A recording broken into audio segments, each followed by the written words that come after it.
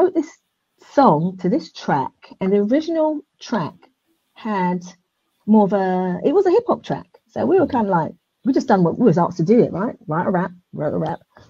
And so those guys kind of messed with it, they tweaked it, they, mixed it, and there was no rhyme or reason. There was no, we're making this, we're taking it to a label, we were just like having fun, right? So it was a time when hip house was becoming a thing in the US, in the UK. There was a big scene going on in the UK. And I think that was their kind of bag. So by the time they finished mixing this track, and this is just literally just playing around with it, it turned into a hip house record, right? Okay. Just by accident, it turned into a hip house record. Now, to this day, I still do not know the exact story, how that got into the hands of Rhythm King, but it did. But there was somebody in the middle of that, and his name was Mark Moore, and he was a DJ, and he used to be in a group called S Express. So he used to DJ in clubs. So I think he may have got a copy of it. It could have been on a cassette tape, it could have been a DAT tape, but it definitely was not a vinyl. So he started playing that in the clubs, got a huge reaction. Playing it more in the clubs, got a massive reaction. So, and he had a relationship with Rhythm King Records, took it to Rhythm King. They liked it. Somehow they got in touch with us. I cannot remember how. And by that time, What the House wasn't a record that we liked, that we wanted to be associated with, because it became hip house and we were hardcore hip hop. We didn't want to ruin the reputation that we were building because we were hardcore hip hop. So we said, you guys can do what you want with it. Anyway, this record got released, and I can tell you to this day, we've never signed a piece of paper to say that we are signed to Rhythm King. But glory be to God, that record looked after us to this day. And we've never had any bad luck or any sad stories with that record. So anyway, they put this record out, and we said, you guys can do what you want with it. We're not going to promote it. We're not going to perform it, because if we're seeing performance, it's like we're going to lose all our street cred. It's not the direction that we want to go in. Right. And, so they put it out, and it got to number 5 in the national charts in the UK, which is huge, right? So at that time, it was getting played on the radio. It was getting playlisted. We were getting phone calls. People wanted us to perform, and it were like, we don't want anything to do with this record because it's not ours. It belongs to the Beatmasters. We feature on it. So that was kind of like a bit of a confusing time for us, because we didn't have management. We were just doing our own thing. And it's like, what is the fuss about this bloody record?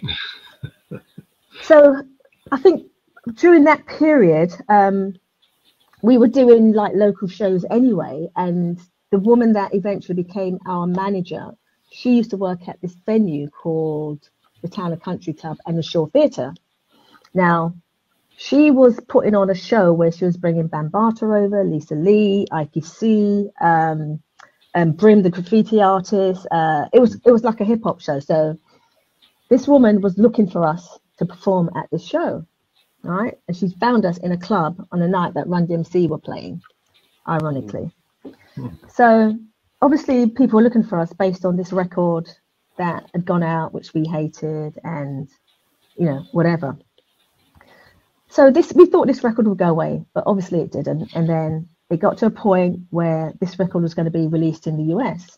Now, we had no management, and at the time, we'd done this show at Shore Theatre with all these amazing artists, and DJ Red Alert was there as well, which was fantastic.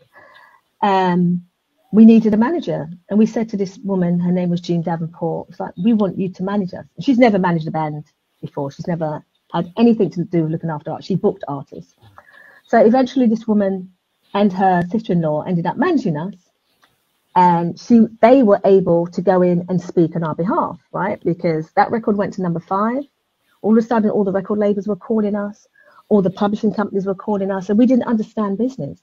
So we said, okay, Jean, Mary, we need you guys to kind of like take over this, because this record seems to have blown up. We don't want anything to do with it, but we need somebody to kind of like just be that representation for us.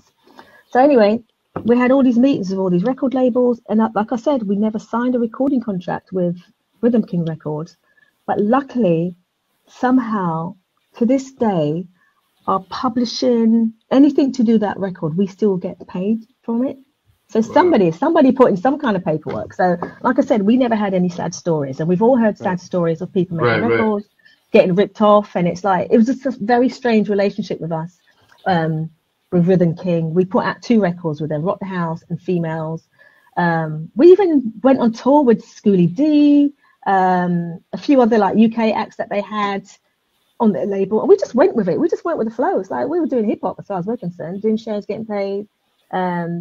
You know, we were registered with all the right industry bodies, so all our PRS and our PPL and our whatever what you guys call Sound Exchange, all that kind of. We got paid. Right. You know, we recouped. So Right. it was off the strength of that record and Rhythm King that eventually got us our major deal with.